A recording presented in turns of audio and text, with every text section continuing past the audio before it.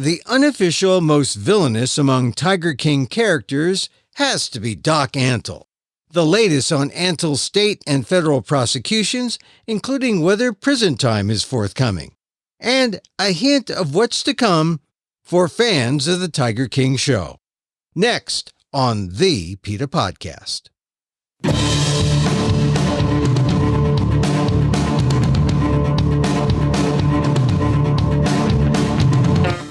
Welcome to the PETA Podcast. I'm Emil Guillermo, your host for this inside look at animal rights, brought to you by PETA, the largest animal rights organization in the world. On today's episode, when you say villain, without a doubt, most fans of the Tiger King show on cable will point to Doc Antle. Antle is back in the news. For all of Antle's wildlife trafficking convictions, a Virginia court just sentenced him to a $10,000 fine, a 2-year suspended sentence, 5 years probation, and a 5-year ban on working in Virginia in the non-native exotic wildlife trade. No prison time. But PETA General Counsel of Legal and Corporate Affairs, Brittany Peet, says PETA continues to push for a termination of all of Antle's licenses, and there's still a federal case that may yet land Doc Antle in jail. PETA lawyer Brittany Peet spells it out, and she also hints at a new project by the creators of Tiger King, coming soon. All that on the PETA Podcast. The law is slow, yes, but it does seem like slowly as it's happening, everybody's most hated Tiger King villain, Doc Antle, is finally starting to face some justice for the exploitation and abuse of animals that he's committed for decades. So tell us again, you mentioned that he's probably the most hated. Why is Doc Antle the most hated of the Tiger King characters, you think? Well, it's really hard to say, but based on the reactions of viewers online after all of the iterations of Tiger King, Doc Antle definitely seems to be the villain that rubs people the wrongest way. And it's a pretty high bar. I mean, because we're talking about despicable human beings like Joe Exotic, Jeff Lowe, and Tim Stark, in addition to Doc Antle. But Doc Antle seems to be the person that really rubs people the wrong way. I think that part of it is just the breadth of his animal exploitation, the exploitation of women that was really apparent, especially in the first season of Tiger King and those special Doc Antle episodes at the end of season 2. There's also a real arrogance about Doc that I think really rubs people the wrong way. There's a sense when he talks of, he really thinks that he is going to keep getting away with this forever. And we're seeing now that that seems not to be true. Yeah, what you mentioned there, the sort of the sexual exploitation. It's one thing, animal exploitation is bad, but once there was that element when he brought in these women of various stages of undress, and it just seemed like we were going into a more tawdry area here with Doc Antle. Yeah, that's right. And that is one of the central aspects of his business model, and also seemingly his personality, and his personal life. PETA's position is that consenting adults can do whatever they want as long as animals are not exploited and abused. But that's not what's happening in Doc Antle's life. He has these few women that he considers wives or partners or whatever it is, but central to that relationship is the exploitation and abuse of animals. And so that's why he's such a target for PETA, and I think underscores one of the reasons that the public just despise him so intensely. Now, remind us again the actual connection to the Tiger King Joe Exotic. What kind of a friendship or business relationship do they have? And then we'll get into the charges of what he's charged with and his sentence and the legal things that bring him back into the news now. So, Tiger King, Joe Exotic, Doc Antle, the relationship they had. Doc Antle was really a mentor for Joe Exotic. I think that Joe Exotic looked at Doc Antle and saw a life that he wanted for himself. And you see a lot of parallels between the two of them in Tiger King, with Joe also taking on multiple partners and centering his business around exotic animal encounters as Doc Antle did. And engaging in allegedly the same sorts of illegal wildlife trafficking activities that Doc Antle did. Part of the reason that Joe is in prison right now is as a result of trafficking in tigers. We know that he and Doc Antle did a lot of business back and forth, with both Joe supplying Antle with tiger cubs and in some cases Antle then sending cubs back to Joe after they outgrew their usefulness and profitability to him. And then what happens to those animals after that is the big question mark. Yeah, there definitely was this idea that there's exploitation and then there's this sexual exploitation, as if the two things were kind of coming out of the same, they were the same thing for these guys, the same kind of excitement in some ways. And I think that they are connected. This is something that we've seen with a lot of villains within the captive wildlife industry. A lot of abusers will use these charismatic animals like tigers and bears and elephants and primates to attract partners to them, often much younger partners. That's something that's really common within the industry, these narcissistic men using exotic animals as a way to lure people to them. So let's go into the charges now. Antle was what was he charged with, his sentence, and why it's coming up again now in the news? There are a couple of different sets of charges. So we'll start with the state of Virginia's charges, because those are the ones that are in the news right now. So Doc Antle was charged with multiple counts in the state of Virginia, including felony counts for trafficking in lions. And he was also charged with multiple counts of cruelty to animals. Those charges were ultimately dismissed at trial, apparently because of a lack of evidence. And this all stemmed from, and here's where we can connect it directly to PETA. Several years ago, PETA reported to multiple law enforcement agencies cruelty and neglect of animals that was occurring at the Wilson's Wild Animal Park Roadside Zoo in Winchester, Virginia. Asiatic black bears were baking in the sun in a tiny concrete floored enclosure. Tigers were packed into a tiny enclosure with no pool or other way to cool themselves. It was a horror show for animals. And we were repeatedly ignored by the U.S. Department of Agriculture, the Virginia Department of Game and Inland Fisheries, ignored our requests to intervene for the animals. The Virginia Attorney General's office has an animal law unit, and they were the ones that ultimately stepped in to help the animals. They executed a search warrant on the property, and this is a critical point.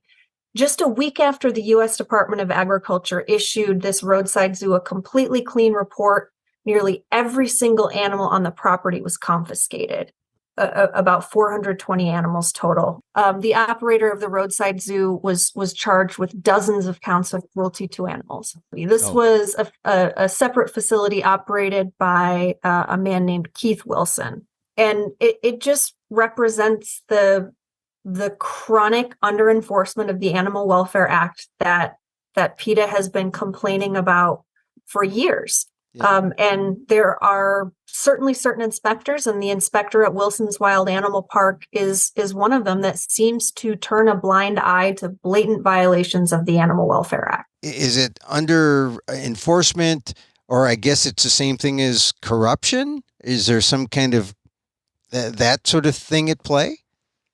We don't know. We don't have evidence. We don't have evidence that anyone is being bought off or anything like that. But what we see is a pattern of facilities, particularly facilities in Virginia. I mean, we saw this in the Envigo Beagle Lab case last year too. There was serious under enforcement of the Animal Welfare Act in relation to the animals there. And so that search warrant included the ability to seize electronic devices. And so when the Virginia Attorney General's office started looking through Keith Wilson's phone, they found text messages between him and Doc Antle about the purchase of lion cubs for Doc Antle's hands-on encounters at his Myrtle Beach Safari Roadside Zoo in South Carolina. Lions are listed both on the Federal Endangered Species Act and on Virginia's State Endangered Species Act. And it's the any interstate commercial activity. So buying or selling lions, for example, interstate. So for example, between people in Virginia and people in South Carolina is illegal, both under federal law and under state law. This is a really great example of a prosecutor who really went out on a limb for the animals here. I think that most prosecutors or law enforcement officials would be really happy with the animals that they got confiscated and the charges in the Wilson's Wild Animal Park case. But this particular prosecutor, Michelle Welch of the Virginia Attorney General's office's animal law unit, saw that more could be done.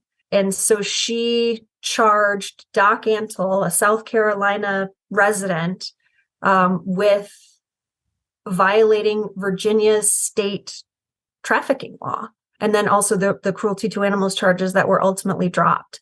He was convicted on 2 counts of wildlife trafficking and 2 counts of conspiracy to commit wildlife trafficking under Virginia law. These were felonies, and his sentence in Virginia was a $10,000 fine, 5 years of probation, a 5-year ban on basically any sort of commercial activity relating to exotic animals in Virginia. So he can't buy animals, sell animals, exhibit animals, or even possess exotic animals in Virginia for 5 years. And then a 2-year suspended jail sentence. And essentially what that means is that if he violates any of the terms of his sentence, so if he violates his probation or fails to pay his fine or engages in activities with animals in Virginia, then he would have to report to jail and serve that 2-year sentence. And so how effective has this been in terms of shutting him down? He was just sentenced last week on October 3rd. This is an ongoing matter. The really critically important thing about this conviction, though, is that under the Federal Animal Welfare Act, which is administered by the USDA, we were just talking about that, in order to exhibit animals to the public, which is Doc Antle's business, and in order to engage in the commercial trade of animals, you have to be licensed by the USDA. And in order to be eligible for a license, there are a number of criteria, and there are some criteria that make you essentially ineligible for a license. And that includes things like being found guilty of crimes involving animals. And this is actually one area where the USDA has been consistent. Where Animal Welfare Act licensees violate laws like the laws that Doc Antle was convicted of violating, we do consistently see the USDA step in and start proceedings to terminate those Animal Welfare Act licenses. And so PETA will very soon be sending a complaint, breaking all of this down to the USDA, and hopefully we will soon see the USDA publishing an order to show cause why Doc Antle's Animal Welfare Act license that allows his facility to operate shouldn't be terminated. Now, there is another Animal Welfare Act license at Myrtle Beach Safari that's currently active. One of his partners has also recently got licensed after Antle was charged with numerous federal charges. However, the law is clear, and that license should also be terminated based on these charges. And so we're very hopeful that based on these Virginia charges, Myrtle Beach Safari will no longer be able to operate because it won't be eligible for a USDA license. And then, of course, we're continuing to watch these federal charges too. But we always have to figure out whether or not there's a big enough loophole for him to slide through, or if the prosecutors or if the enforcement will be up to the task to try to put him out of business for cause. And that's not a guarantee, it seems. It's not a guarantee, but thanks in part to the Tiger King effect, I think it's going to be really difficult for the USDA to do anything but enforce the letter of the law here, because the convictions and the sentencing have all gotten national press in major outlets. So the public is really following this story, and they've been questioning for years why Doc Antle has been allowed to continue operating, but now, because there's such a clear justification for the USDA to finally shut him down, they will be hard pressed to let him get away with it yet again. So I know you said Pete is going to send another letter to the USDA. Tell me about PETA's role in all this from the very beginning in terms of Doc Antle, how you and PETA played a part in his conviction. Well, PETA has been going after Doc Antle for decades at this point. The charges in Virginia never would have happened without PETA pushing and pushing and pushing on Wilson's Wild Animal Park, and the search warrant that was ultimately executed in that case led directly to these charges, these convictions, and hopefully / ultimately Myrtle Beach Safari losing its USDA license. But even if that doesn't happen, we are going to continue agitating, continue watching every single move that they make, and taking every opportunity possible to advocate on behalf of the animals and for this place shutting down once and for all. So tell me, as you do all this, it must have some kind of impact, not just on Doc Antle and his activity, but others in this trade must be looking at this and trying to figure out how they can circumvent all the moves, the legal moves that PETA is doing, and maybe the law enforcement is doing too, right? Well, I mean, this is what you're saying is something that we've been seeing for years since PETA started filing its Endangered Species Act lawsuits against roadside zoos, starting with that first lawsuit against the Florida roadside zoo, Dade City's Wild Things. When we first started going after the big cat cub petting industry, and ultimately succeeding, we started seeing the chilling effect that the actual lawsuits had on the number of facilities that were doing big cat cub petting, because those facilities didn't want to be next. They saw the impact that the lawsuits had on these roadside zoos, that PETA was winning, and that the legal fees that they were incurring to try to defend these lawsuits, and then the fee awards, the multi-$100,000 fee awards that we were getting against the facilities when we won, we're shutting them down. And then what also happened at the same time is with these lawsuits that we were filing, and with Joe Exotic's ultimate charges and conviction, the main breeders were going out of business.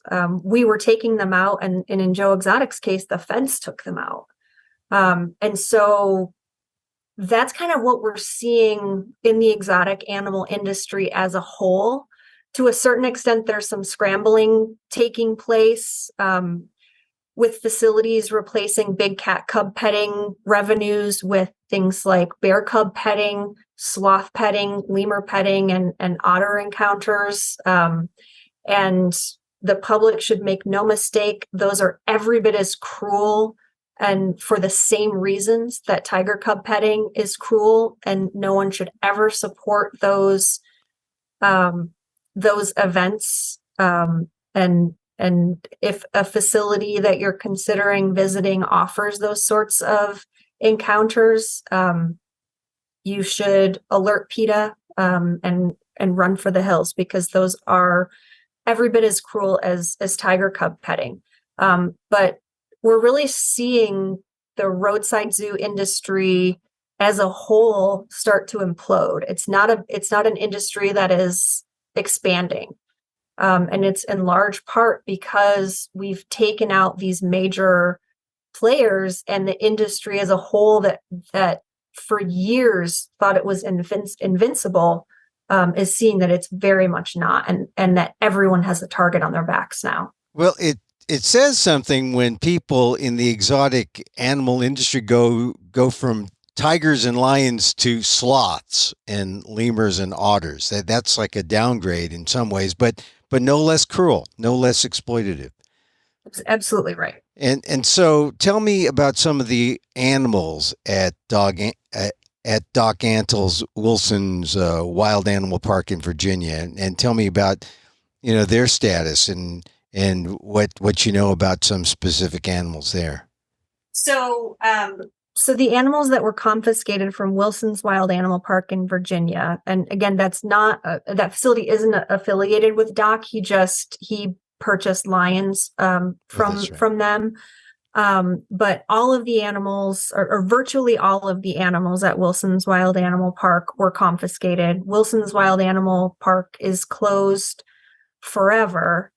And the operator of that facility is prohibited from seeking a new USDA license for at least 5 years. But as a result of he pled guilty to numerous cruelty to animals charges, and as a result of that plea, he should be ineligible for a USDA license for the rest of his life. We know that the bears and the tigers and many of the other animals from Wilson's Wild Animal Park were transferred to the Wild Animal Sanctuary in Colorado, where they finally have the space and the care that they deserve. And so it's a wonderful victory for those animals. And we're really looking forward to seeing the many animals at Doc Antle's Myrtle Beach Safari, which includes an elephant named Bubbles, many great apes, orangutans, chimpanzees, big cats,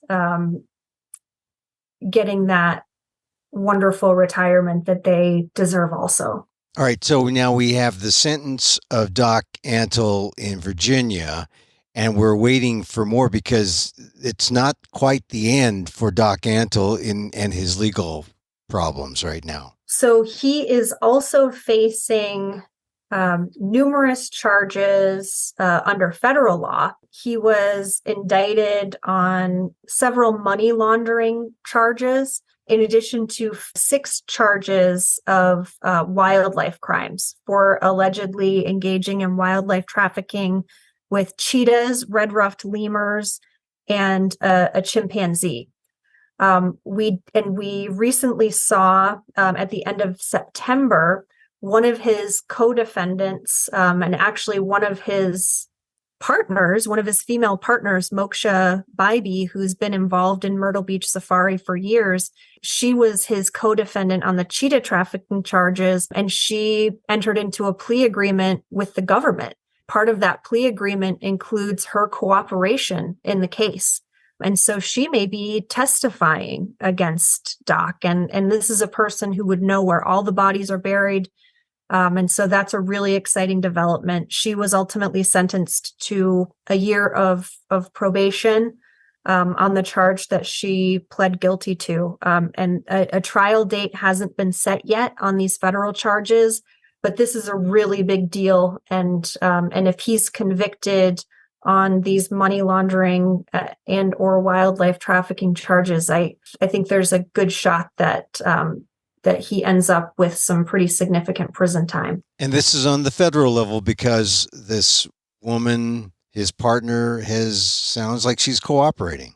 That's right. These are federal charges. So he was first indicted on charges of money laundering. He was in communication with an undercover FBI agent and was laundering money that person claimed was coming from a sex trafficking ring through his zoo.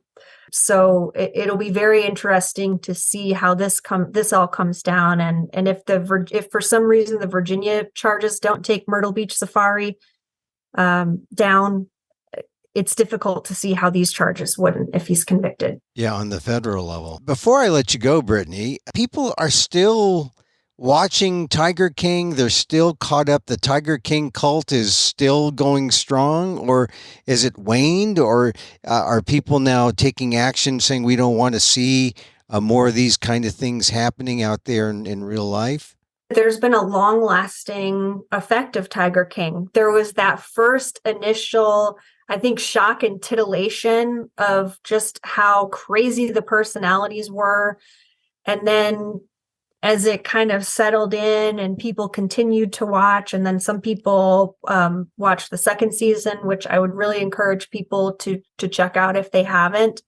People checked out the commentary that came after both Tiger King seasons. And I think that people learned a lot through all of this, and they learned about who the people are that are behind this industry and just how cruel the big cat cub petting industry and the wildlife and exotic animal trade industry really was. And I think that was certainly critical in the passage of the Big Cat Public Safety Act last year, which codified a federal ban on direct contact with big cats and the private ownership of big cats. And so that drove the nail into the coffin of the big cat cub petting industry that PETA had already basically virtually annihilated through our ESA litigation. So I think the question is, what's next? And I can't say much, but I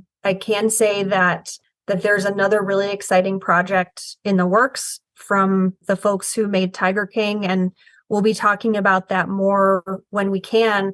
But I think that this is another project that's really going to open people's eyes about another aspect of the wildlife trade and exhibition industry in the United States. And I'm sure that we'll be talking about that as soon as we can. So kind of a sequel, kind of, but not really. Kind of. And tell me, and really, before I let you go, an update on Joe Exotic, still in prison, still not coming out. What is his status? Right, nothing really has changed for Joe. He's running for president from prison, and that's really the only update. He's still there, facing the consequences of his crimes. Yeah, and I guess he'll serve as a model, running from prison for president for someone out there. Yes. Yes. Anyway, Brittany Peet, thank you for updating us on Doc Antle and on Joe Exotic and the possibility of a sequel. Yes. All right. Yeah, we'll talk about that more when we can. But really, really excited about the stories that everybody's going to hear in this new project. Thank you, Brittany, for being on the PETA podcast. Really appreciate it.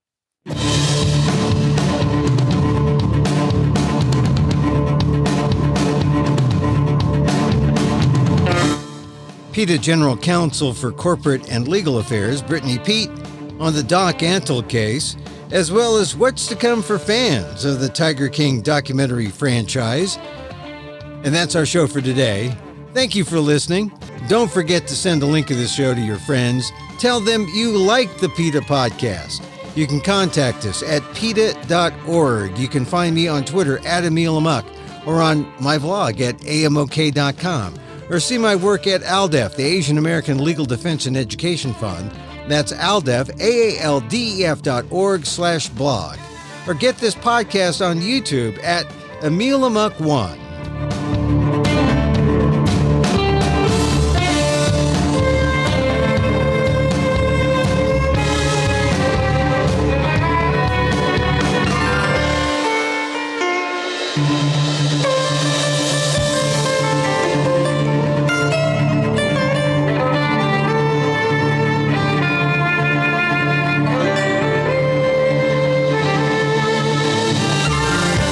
Once again, thank you for listening. Check out all our episodes on your favorite podcast app or on Apple Podcasts, where you can subscribe to as well as rate and review the show.